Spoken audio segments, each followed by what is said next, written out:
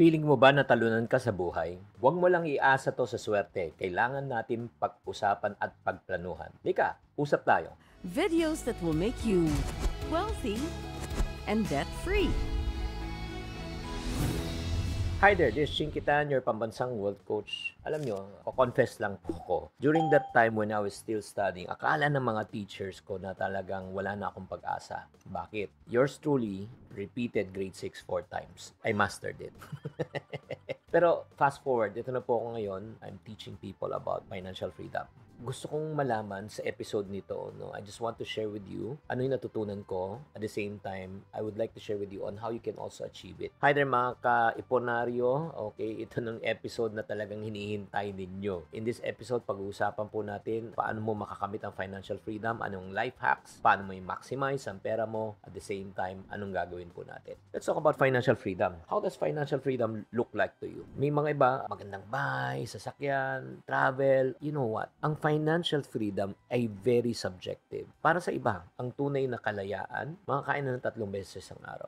May mga iba, makita lang ang pamilya niya at makasama kanyang pamilya. May mga iba, makapili siya kung saan siya magtatrabaho, kung saan siya kakain, kung anong eskwelahan na papasokan ng anak, kung saan siya titira. Alam mo, ganung kababaw lang ang financial freedom. Kaya nga, yung financial freedom, yung gusto ng isang tao, depende yan. Iba yung financial freedom mo sa financial freedom ko. Para sa akin, ang tunay na financial freedom ay ito. Para sa akin lang po, matustusan ang pangailangan ng pamilya ko. That's number 1. Pangalawa, wala na akong poproblemahin sa buhay. Pangatlo, meron akong regular source of income kahit di na ako magtrabaho. Pang-apat, makatulong sa ibang tao. For me, that's how I define financial freedom. Kaya kailangan nga right now, I want to help you to determine how does your financial freedom look like to you. Kaya nga, if you don't have time, I suggest na wag mo na ituloy itong video na ito, but if you want really to have a deep dive session with me, it's the time you watch this. So my first question to you is this. Kung gusto mo talaga makamit ang financial freedom, alam mo ba kung magkano ang kailangan mong kitain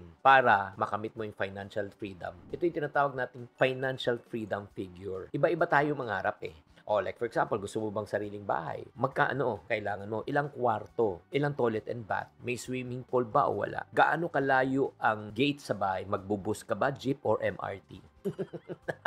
So, ask yourself, how does your financial freedom figure look like to you? Kasi, pag hindi mo alam yung financial freedom na number, nangangarap ka lang pero walang nangyayari. Kaya nga, let's start with the basic. For me, ang pinakamaganda niyan, pag mag-uumpisa ka lang, rent. Rent ka lang.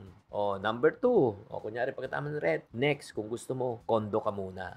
Condo, bibili ka condo muna. Kasi dalawa lang naman kayo Pagkatapos yan, ang next goal mo naman, pag may pera ka na, lumalaki na pamilya, bahit lupa. Parang ganun. Rent, tapos condo, and then bahit lupa. Ngayon, magkano kailangan mo sa rent? Diba? Financial freedom figure. Magkano kailangan mo pangbili ng condo? Magkano kailangan mo pambili ng bahit lupa? Number 2, anong financial freedom figure mo pagdating sa sasakyan? Gusto mo ba yung Lamborghini? Maserati. Masarap mangarap pero baka sa umpisa, alam mo mangyayari? Commute. Pagkatapos yan, baka kailangan bumili yung basic lang, sasakyan. Tapos saka ka nabibili yung dream car mo. Again, pag sinasabi natin yan, magkano ang kailangan mo dito? Third, let's talk about travel goals. Magkano ang kailangan mo para makapag-travel ka? Like for example, siguro umpisa muna tayo, staycation. Pagkatapos yan, local destination. And then after that, yung third, yung international. So maglagay ka ng budget, 'di ba? Magkano? Ang mahalaga, alamin mo kung ano ang kailangan mo, 'di ba? Yung minimum na lifestyle na pwede magpasaya sa iyo, na hindi masisira ang bulsa mo, 'di ba? So that is the number 1 thing that you need to learn, yung financial freedom na number. Okay, kailangan nakasulat to, sana naman maliwanag to. Now, pag-usapan po naman natin yung mga hacks. When you say hacks, ito po yung pwede natin gawin para ma-achieve natin yung tinatawag na financial freedom number natin. Like for example, pag-usapan muna natin yung car. Sasakyan na gusto mo. Alam mo, ang diskarte dyan para magkaroon ka ng sarili mong sasakyan kung ready ka na. Pag hindi mo pa afford ang brand new car, baka pwede kang bumili ng love car or second-hand quality cars. Alam mo ang kagandahan po niyan kasi pagka bumili po tayo ng second-hand car, ang dami pong advantages. Number one, mababa na, depreciated na kasi. Kinain ng unang owner ang depreciation. Number two, wala kang babayaran sa monthly. Number three, wala kang aalalahanin. Siyempre, may konting maintenance na medyo may luma siya, di ba? At then, number four, ito yung pinakamaganda. Kung just in case na ma-scratch o mabangga, hindi masakit. Bakit? Dahil sanay na.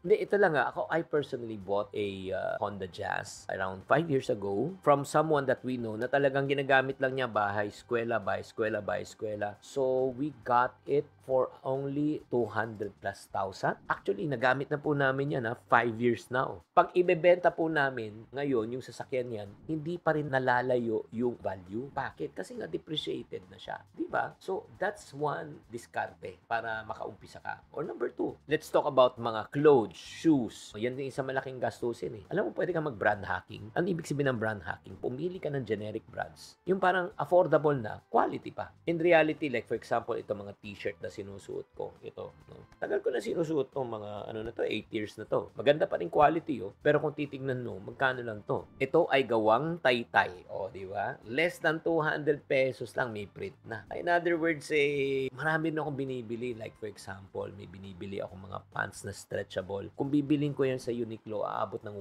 1.9. Pero ngayon, may nabibili na po ako sa TikTok sa halagang 250 pesos. Pareho lang po yung ano. Siyempre, sabihin natin, iba lang yung brand, pero yung quality, hindi siya nagkakalayo. Number 3, o ito, kung gusto mong magkaroon ng bahay, kung ikaw ay nakapag-rent na, o kunyari nakapag-rent ka, may extra room ka, ang pwede mong diskarte kung papayagan ka lang ng homeowners o ng may-ari, baka pwede mong ipaupa yung isang room mo para mabawasan yung babayarin mo o baka wala ka nang babayaran. Diba? Simpleng hack lang pero ang laki ng impact. Agree? So, very important yan. Again, know your number, financial freedom figure. Number 2, be practical. Number 3, napaka-importante to para ma-achieve mo yung financial freedom. Magkaroon ka ng extra source of income. Huwag ka lang aasa sa isang income. Nako, kapatid. Alam na po na nangyari noong panahon ng pandemic. If you just parang, let's say, expect, di ba, doon ka na sa isang source of income, very challenging siya. So, anong gagawin mo? Mag-online selling ka, mag-freelancing ka, mag-graphic design, mag-virtual assistant ka, matuto ka gumamit ng technology and AI, maging social media manager ka. O pwede mo maging subukan, maging TikTok affiliate. Promote ka lang na produkto ng ibang tao, tapos sila magpapak, sila mag-ship, tapos kikita ka. Kailangan mo lang maging madiskarte, magsipag, magtiyaga. Ay nako, hindi ka maubusan ng kita. And then next, pag ikaw ay kumikita na, anong gagawin mo? Kailangan i-maximize mo ang pera mo. Always remember, ang pera ay parang itlog. Anong gagawin mo sa itlog? Diba? Huwag mo lang kakainin. Normally, ang mga itlog, pinipisayan para magkaroon ng inahin. Pag nagkaroon ng inahin yan, pwedeng ulit na mangitlog. Ang pera hindi lang pambayad ng bills. Gamitin natin to para lalo pang dumami. So, anong gagawin mo? Pag ikaw ay kumikita sa negosyo, i-invest mo na.